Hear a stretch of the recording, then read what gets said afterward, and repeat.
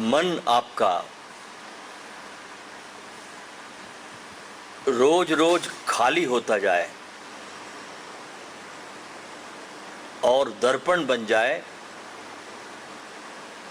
तो आदमी ने पा लिया जिंदगी का राज।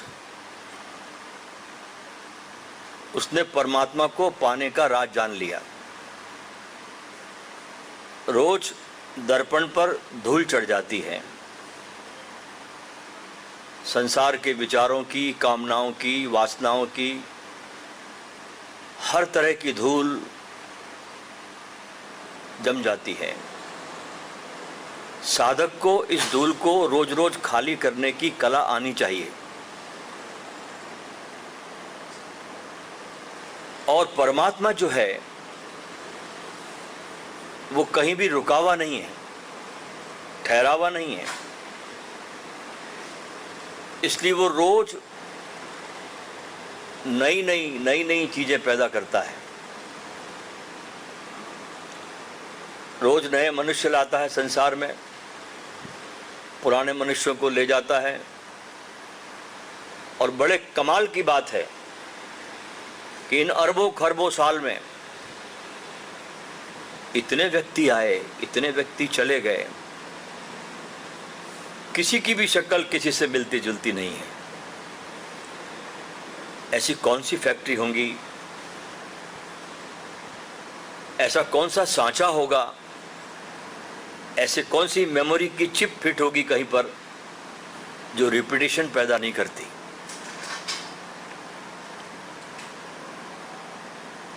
परमात्मा नित नए आदमी पैदा करता है, नित नए मनुष्य पैदा करता है। अगर ये व्यवस्था नहीं होती तो रोज रामचंद्र जी पैदा होते, रोज कृष्ण जी पैदा होते, उसको ही पैदा करते चला जाता, आपको पैदा करता ही नहीं कभी। लेकिन परमात्मा कुछ अनूठा मालूम पड़ता है, बहुत यूनिक। वहां कुछ भी पुराना नहीं है। जो पौधा एक बार पैदा हुआ फिर दोबारा नहीं होता। जैसे पूरी दुनिया पे चक्कर लगा लो आप, एक पत्थर का कण आप अपने हाथों पे रखें और पूरी दुनिया का चक्कर लगा के आ जाए तो उस कंकड़ की डुप्लीकेट कॉपी आपको कहीं मिलेगी नहीं। दो पत्ते एक वृक्ष पर एक जैसे नहीं खोजे जा सकते। ऐसे पूरी दुनिया में एक जैसे दो व्यक्ति नहीं खोजे जा सकते। इसलिए आप समझना, आप यूनिक है। सिर्फ आपकी तरह उसने उसका आपको बनाया है, कोई डुप्लीकेट कॉपी आप नहीं है। बहुत यूनिक है आप। और जिस दिन आपको ये पता चल जाता है कि मैं बहुत अनूठा हूं, आपके मन में परमात्मा के प्रति एक अदम्य धन्यवाद का भाव जाग जाता है कि भगवान ने मेरे को कितना अनूठा बनाया कि पूरी दुनिया में मेरे जैसा कोई भी नहीं है, बस मैं हूं। मेरे जैसा न कभी आज है, न कभी था और न कभी होएगा। और अनंत अनंत लोग पैदा होंगे, लेकिन मैं फिर कभी नहीं। इस दुनिया में एक एक आदमी अनूठा है। और इस अनूठेपन के सम्मान में परमात्मा को हम क्या चुका सकते हैं? सब कुछ चीज छोटी पड़ जाती है। इस सम्मान को चुकाने का कोई उपाय नहीं। एक एक आदमी को बनाया बड़ा अद्वितीय, एक एक पत्ते को बनाया बड़ा अद्वितीय, एक एक फूल का क्या गजब बनाया है उसको, फूल को भी, उसके रंग, एक एक फूल में टेक्निकलर, अलग अलग रंग। गुलाब, सफेद गुलाब भी है, पीले गुलाब भी है, लाल गुलाब भी है, बैंगनी गुलाब भी है। कितने रंगों से सजाया उसने अपनी इस पूरी दुनिया को। जरा देखिए आंख खोल के आप, कितने रंग सजाए उसने इस धरती पर, कितना सुंदर बनाया। लेकिन हम लोग सदा ही अपने को पुराना करने पर लगे रहते हैं। Old is gold. सदा अपने को हम पुराना करते रहते हैं। जो सुख था वो अतीत में था, आज क्या है? कुछ नहीं है। जो था वो पहले था, आज कुछ नहीं है। चीन में एक खुदाई में एक पुस्तक निकली 6000 साल पुरानी। उस किताब की भूमिका में लिखा है कि पहले के लोग बहुत अच्छे थे, आज के लोग बहुत खराब हो गए हैं। 6000 साल पहले कोई अगर मान लो किताब में लिखा हो कि पहले के लोग अच्छे थे, आज के लोग खराब है, तो पहले के लोग थे कब भाई? आदमी जैसा आज है वैसा ही पहले भी था, लेकिन हम अपने को पुराना करने पर लगे हुए हैं और भगवान सदा हमको नया करने पर लगा हुआ है। इससे विरोध पैदा हो गया और इस विरोध के कारण हमारे जीवन में तनाव है और बोझ है। बात को समझने की कोशिश करिए आप। परेशानी है क्योंकि परमात्मा रोज हमको नया कर रहा है और हम पुराने को पकड़े बैठे हैं। नहीं, आप पुराने नहीं हो सकते। अब आपको नया ही होना है, आगे ही जाना है, अतीत में लौटा नहीं जा सकता। अब आपको आगे जाना है। इसलिए जो अपने अतीत के प्रति मर जाता है वो साधना में गति करता है। जो भी अपने अतीत के प्रति मर जाता है टोटल, वो व्यक्ति साधना में गति भी करता है और ऐसा व्यक्ति वर्तमान में जीता भी है। और जीवन क्या है? जीवन सदा ही तुम्हारे इस वर्तमान में है। सदा जीवन का प्रवाह इस प्रेजेंट में है, इस वर्तमान में है।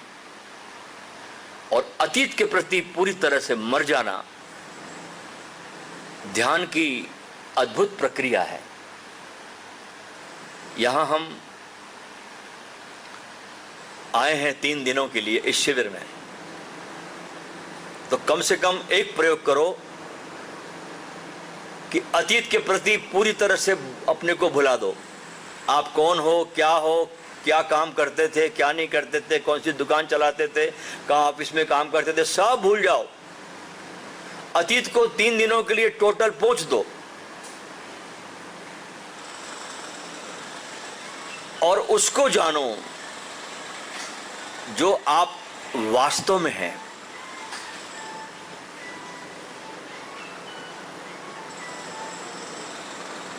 उसको जानो जो आप है, जो वास्तव में आपकी सत्ता है, उसको जानिए आप। जो बीत गया वो गया और उस वास्तविक सत्ता में, इस प्रेजेंट मोमेंट में जहां पर आप है, उस है में जागना है। बात को मेरी पकड़ने की कोशिश करिए आप, क्योंकि सत्य को सीधा सीधा नहीं कहा जा सकता, इशारे दिए जा सकते हैं। वर्तमान में उस है में जहां आपकी सत्ता है, उस है में जागना है। और जो जो आप उस है में, उस अपने इजनेस में जागने की आप कोशिश में लगेंगे, उसमें प्रवेश करेंगे, तो सारा बोझ आपका हट जाएगा, नस्ता नाबूद हो जाएगा। और बोझ है ये भी आपका भ्रम है। बहुत से भ्रमों में जीता आदमी। एक बार ऐसा हुआ कि ट्रेन में एक आदमी बैठा था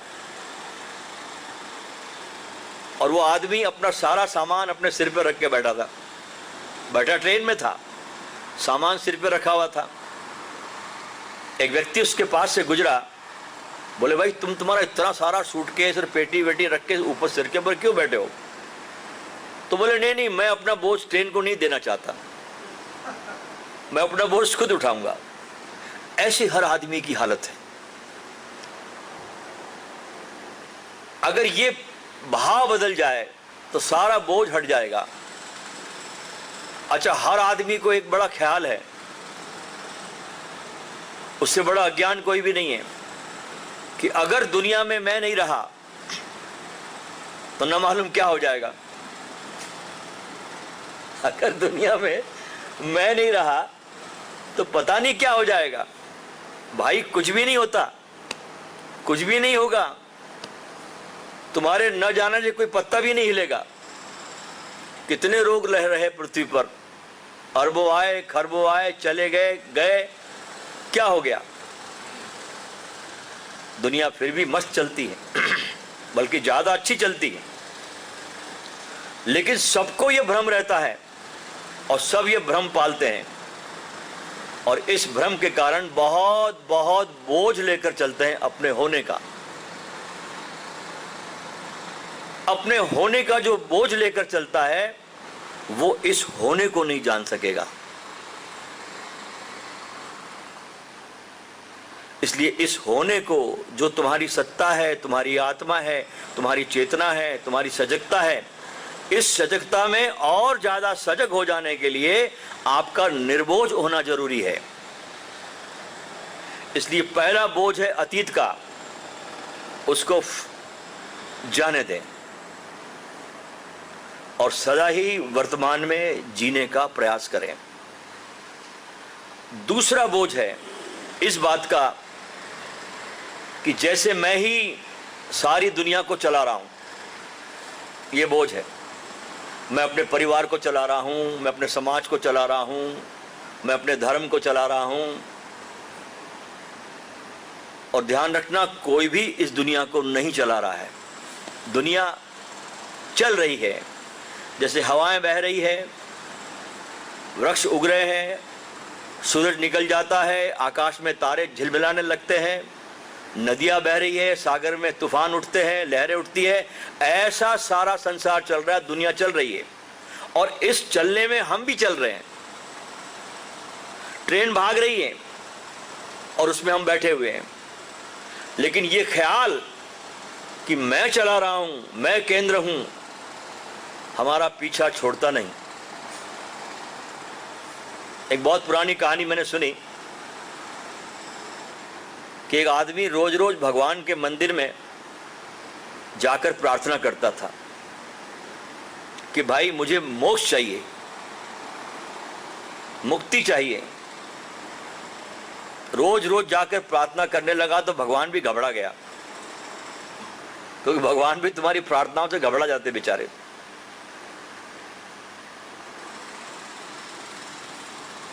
और मंदिर के भगवान बेचारे घबरा गए। आखिर में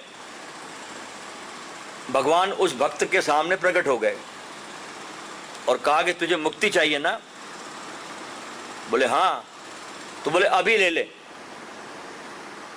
इसी समय। उसने कहा अभी? एकदम अभी कैसे ले सकता हूं? अभी मेरा बच्चा छोटा है, वो जरा जवान हो जाए, उसकी मैं शादी कर लूं। तो भगवान ने कहा इतनी देर से तू रोज मेरे को परेशान किया हुआ था कि मोक्ष चाहिए, मोक्ष चाहिए, मोक्ष चाहिए। तो व्यक्ति कहने लगा हाँ चाहिए तो जरूर, लेकिन अभी नहीं चाहिए। चाहिए जरूर मुझे, लेकिन मोक्ष मुझे अभी नहीं चाहिए, आगे चाहिए। आप कृपा करके मुझे आश्वासन दे दे, जरा लड़का बड़ा हो जाए, उसकी शादी कर लूं, क्योंकि मेरे बिना उसकी शादी कौन करेगा। बेचारे भगवान वापस चले गए। फिर उस लड़के की शादी भी हो गई। वो शादी करके अपने कमरे में लौटा था, सोया था कि भगवान फिर प्रकट हो गए और उन्होंने कहा कि अब तेरे लड़के की शादी हो गई। तो उस आदमी ने कहा कि आप भी बड़ी जल्दी मचाए हुए, आप भी बहुत जल्दी कर रहे हैं, बहुत जल्दी मचा रहे हैं आप। लगता है आपको मोक्ष चाहिए, मुझे नहीं चाहिए। आप बहुत जल्दी मचाए हुए हैं। कम से कम उसका बच्चा हो जाए, मैं थोड़ा बच्चे को अपने गोद में खिला लूं। अगर मैं नहीं रहूंगा तो कौन खिलाएगा उस बच्चे को? अभी लड़का मेरा नासमझ है, बहू भी नासमझ है, घर में कोई अनुभवी नहीं है, मेरे बिना बच्चा बड़ा कैसे होगा? जरा बच्चा उसका हो जाए, बच्चा बड़ा हो जाए तो मैं बिल्कुल तैयार हूं। भगवान बेचारे फिर वापस चले गए। निराश नहीं हुए, लेकिन आशा बांध कर रखी कि शायद फिर लड़के का लड़का हो गया, लड़का बड़ा भी हो गया। फिर देखा अब तो लड़का स्कूल पढ़ने जाने भी लगा। भगवान फिर प्रकट हुए। उस बुड्ढे ने कहा, आप क्या मेरे बिल्कुल पीछे ही पड़ गए क्या?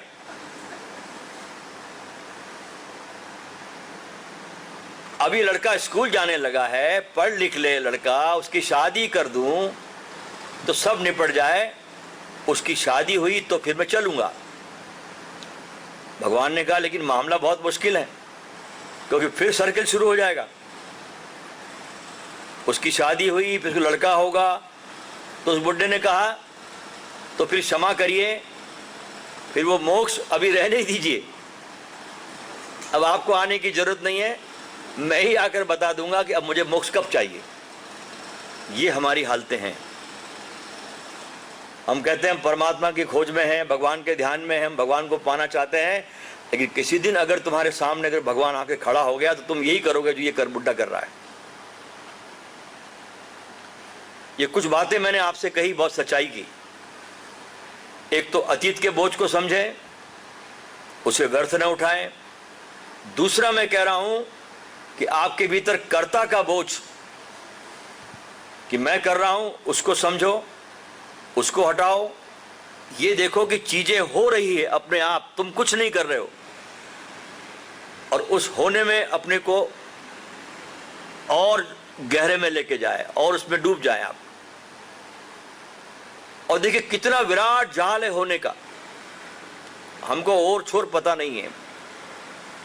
उस सब होने की विराट व्यवस्था में चारों तरफ जो होने की व्यवस्था चल रही है, उसमें अपने को छोड़ दे, लेट गो हो जाए। इसका नाम है समर्पण। समर्पण सिर्फ पैर को हाथ लगाने का नाम नहीं है, झुकने का नाम नहीं, यह है समर्पण, लेट गो। भूल जाए करना, भूल जाए कर्ता का भाव, रह जाए जो है। और बस इस भाव दशा में जब तुम्हारी चेतनता आ जाती है, जो है उसमें डूब जाए, तब कुछ हो जाता है, तब कुछ घटना घट जाती है।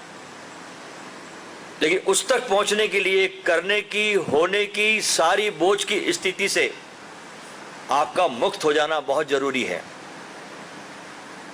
आज हम जो ध्यान करेंगे वो इसी बोझ से मुक्त होने का एक बड़ा अच्छा प्रयोग है। देखिए, ओशो जब बुद्धत्व को प्राप्त हुए 21 मार्च 1953 को, उसके बाद ही मौन हो गए, बोले नहीं, मौन ही रहे, कई वर्षों तक मौन रहे। और उन दिनों के कुछ पुराने मित्र जो उस समय के थे, मेरा उनसे कुछ बात होती, जब मैं था जबलपुर में, मैं कई वर्षों तक जबलपुर रहा, तो मैंने जब उन लोगों से बातें की तो उन्होंने मुझे ऐसी ऐसी बातें बताई ओशो के बारे में उस 53 के बाद, कि ये बहुत ही एक अलग ही स्पेस में चले गए थे। जैसे बहुत लोग बताते हैं कि जब ये रिक्शे में बैठते थे कहीं जाने के लिए, तो अक्सर लोगों ने इनको रिक्शे में बैठा हुआ, आंखें बंद किया हुआ, किसी और लोक में लोगों ने इनको पाया, इनकी आंखें खुलती नहीं थी ओशो की। कहीं जा रहे हैं, कहीं जा रहे हैं, कहीं जा रहे हैं, मान लो बैठे रिक्शे में, तो लोगों ने इनको सदा ही आंखें बंद करके बैठा हुआ ही पाया। उन दिनों में इतने डूब गए थे अपने इस अंदर के शून्य में, इस खालीपन में। बहुत वर्षों के मौन रहने के बाद जो इनके जीवन में आए बाबा मग्गा शाह, जो जबलपुर में रहते थे, इन्होंने इनको प्रेरणा दी, क्योंकि ये रात 12 बजे के बाद ओशो रोज मग्गा शाह के पास जाते थे। मग्गा शाह एक ऐसा फकीर था जिसके बारे में कुछ पता नहीं चलता कि ये कहाँ का रहने वाला था, क्या था। दिन भर किसी से मग्गा शाह बातचीत नहीं करते थे। अगर कोई उनसे कोई प्रश्न पूछ लेता तो जिब्रिश भाषा में बात करता था मग्गा शाह। कुछ प्रश्न पूछता था तो कुछ भी भाषा में बात करता है, ऐसी बात करता था। और उनका अपना कोई आश्रम नहीं था, कोई घर नहीं था। उनके पास एक डब्बा होता था, पुराना डालडे का डब्बा, छोटा सा डब्बा होता था। उस डिब्बे में जो भी आदमी, मांगते नहीं थे वो, उस डिब्बे में दिन भर जो भी लोग उसमें डाल देते, कुछ भी, चाहे उसमें 2 रुपए का सिक्का डाला हो, किसी ने कोई सिगरेट डाल दी हो, किसी ने कोई गुड़ डाल दिया हो, किसी ने कोई दाल चावल डाल दी हो, जो भी डब्बे में डालते पूरे दिन भर में। तो बाबा मग्गा शाह शाम को एक उनका विशेष स्थान होता था, जबलपुर में कोई दुकान थी, जब उसके शटर बंद होते थे तो वहाँ पर उस बाहर के पोर्च में, ओटे पर वे अपना बिस्तर लगाते। उनके कुछ भक्त लोग, रिक्शे वाले, कुली, इस प्रकार के छोटे तबके के लोग उनके पास जमा होते, ईंटें लगती, आग जलती और दिन भर जो मिला था सामान उसमें पानी डालकर उसकी खाना बनता और वो खाना सब में बढ़ता।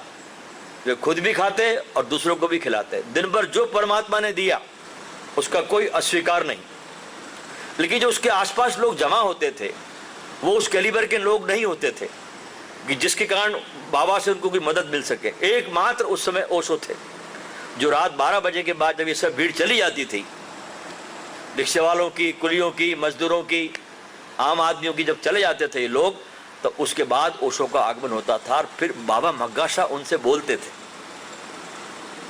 दिन भर कभी नहीं बोलते थे। बोले इन मूर्खों के सामने बोलने से फायदा क्या, समझदारों के सामने बोलना चाहिए। तो रात 12 बजे के बाद ओशो का सत्संग बाबा मग्गा शाह से होता था। तो उस आध्यात्मिक बुद्धत्व प्राप्ति के बाद बाबा मग्गा शाह ने ओशो को बहुत प्रवोक किया कि अगर तुम बहुत दिनों तक मौन रह गए तो फिर तुम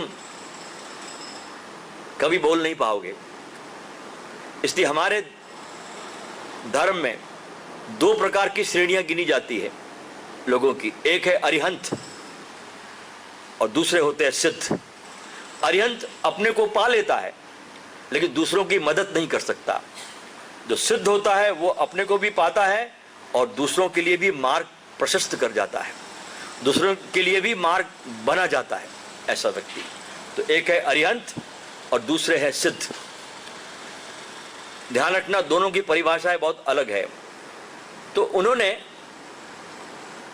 मग्गा शाह ने उनको प्रोवोक किया कि आप जरूर बोलें, अगर आपने अभी नहीं बोला तो फिर आप कभी नहीं बोल पाएंगे। इसलिए आप हैरत में पड़ जाओगे कि रजनीशपुरम में जब ओशो मौन हो गए, कई महीनों तक मौन रहे ओशो, बोले नहीं वहां जाने के बाद, तो पहला प्रवचन जब उन्होंने मौन तोड़ा रजनीशपुरम अमेरिका में, पहला प्रवचन, और पहले प्रवचन के पहली ही लाइन में वे मग्गा शाह को स्मरण करते हैं कि अगर मग्गा शाह नहीं होते तो मेरा बोलना करीब करीब असंभव था।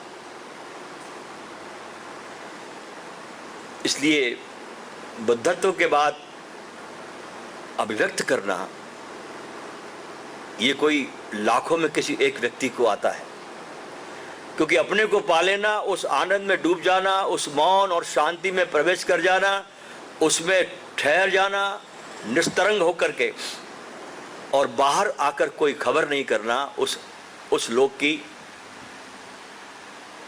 तो जो दुनिया पशु तल पर जी रही है उनकी चेतना को ऊपर उठा नहीं सकते। तो बड़ी करुणा होती है सिद्धों की कि जो उस लोक में जाकर के वापस आकर के किनारे पर सारी दुनिया को इसका संदेश देते हैं परमात्मा का, उनकी चेतना को थोड़ा उठाने का एक अदम्य प्रयास करते हैं। हालांकि ये बिल्कुल असंभव प्रयास भी है, ध्यान रखना, ये करीब करीब असंभव प्रयास है, फिर भी किया जा सकता है और करना चाहिए। और अस्तित्व खुद चुनता है ऐसे व्यक्ति को कि जो ये कार्य कर सके। तो ओशो भी बोलने लगे और फिर तो ऐसा बोले जिसकी आप कल्पना भी नहीं कर सकते। शायद ऐसा धरती पर बोलने वाले मुझे दूसरे और कोई नजर नहीं आते। विभिन्न आयाम में बोला, बोलते चले गए, लेकिन शरीर छोड़ने के कुछ महीनों पहले वे मौन हो गए और मौन होकर वे कुछ अलग प्रकार का कार्य करने लगे जो बहुत कम लोगों को समझ में आया। उस समय बहुत चुपचाप सब काम होता गया, सब मौन साइलेंस में, और अंतिम समय में उन्होंने अपने चित्र में बहुत सुंदर पेंटिंग करी, सुंदर चित्र बनाया अपने पूरे जीवन दर्शन का, और उनके बहुत से शिष्यों के उनके दिए जले, लेकिन बहुत कम लोग ऐसे हैं जो उस घटना को अभिव्यक्त भी कर सके।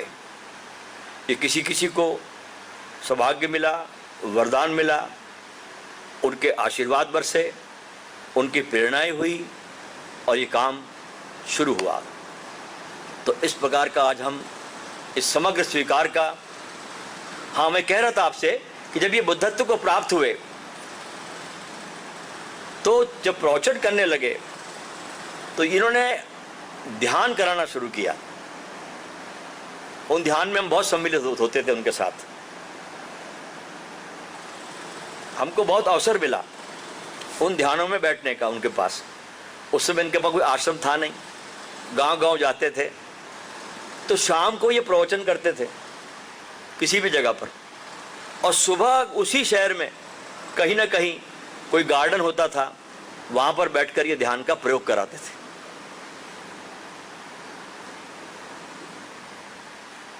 तो मैंने तो ये समझा कि उन दिनों में जो ध्यान उन्होंने कराए, उन दिनों में समझो कि पहली धार का माल था वो, लेकिन लोग समझ नहीं पाए उसको। लोगों को कुछ उछल कूद चाहिए, कुछ उपद्रव चाहिए लोगों को। तो बहुत वर्षों तक वे ऐसा ध्यान कराते रहे जो वास्तव में ध्यान था, पहली धार का माल, कोई मिलावट नहीं उसमें, और बहुत सुंदरतम वो ध्यान करवाते थे। और हमको बड़ा सौभाग्य मिला उस ध्यान में बैठने का उनके पास। सुबह के वक्त में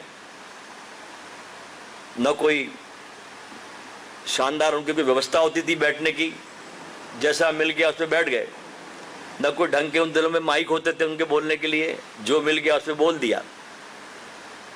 लेकिन काम बहुत प्रेम से, बड़ी श्रद्धा से ओशो ने अपना किया। गांव गांव घूमे, एक एक द्वार पर दस्तक दी, जगाने का जो उपक्रम उन्होंने किया, जो मेहनत की, ऐसा आदमी धरती पर इस सदी में खोजना मुश्किल है। और ऐसा बोला, और सदा ही वे शिष्य बने रहे। ये ध्यान रखना, श्रेष्ठतम गुरु कभी गुरु नहीं होता, वो सदा ही अपने भीतर इस भाव को बना के रखता है कि मैं और ना कुछ होता जाऊं, खाली होता जाऊं, ताकि परमात्मा मेरे को और आकर भर सके। वो सदा शिष्य रहता है।